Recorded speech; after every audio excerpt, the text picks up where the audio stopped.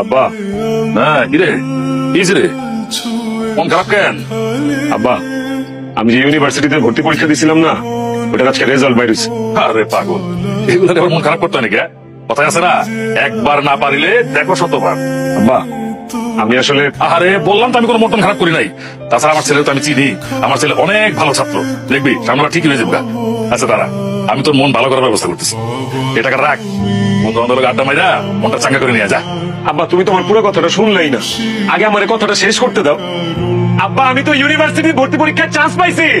কি? খালি চান্স না আব্বা, মেধা তালিকায় 1 নম্বর হয়েছে তোমার পোলা। আসলে আব্বা,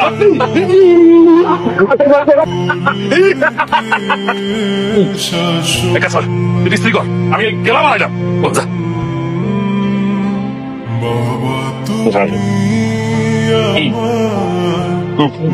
কিরে বাবা, বই খাতা গোছানো হয়েছে তো?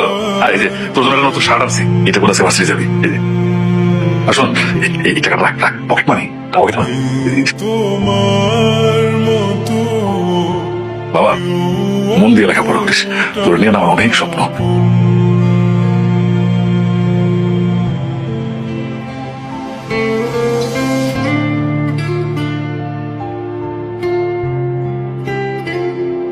ওকে, ক্লাস তো আমরা করবোই।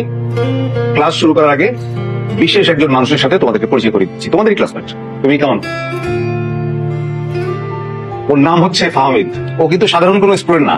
আমরা প্রতি বছর একজনকে 100% স্কলারশিপ দিই। ও সেই স্কলারশিপে এখানে ভর্তি হয়েছে। ওর যতদিন এই ভার্সিটিতে আছে, ওর সমস্ত লেখাপড়ার খরচ আমরা ফ্রি করে দিচ্ছি, ওর প্রিভিয়াস রেজাল্টের কারণে। মনে রাখবে, ও কিন্তু সব বিষয়ে টপার। এই কারণে ওকে আমরা স্কলারশিপটা দিয়েছি। বছরে একজনই এটা পায়।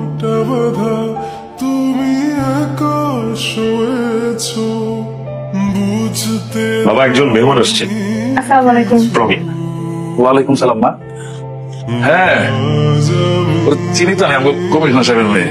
শুনেন, আমার অনেক খিদা পেয়েছে, কি রান্না করেছেন তাড়াতাড়ি দেন। আঙ্কেল, তোমার প্লেট কোথায়?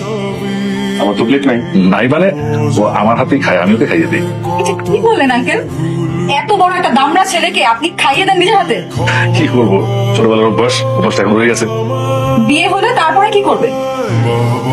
বিয়ে হলেও এই ছেলেটাকে খাইয়ে দিতে হবে, কিন্তু পার্থক্য হচ্ছে তখন বাবা না, বউ খাইয়ে দিবে।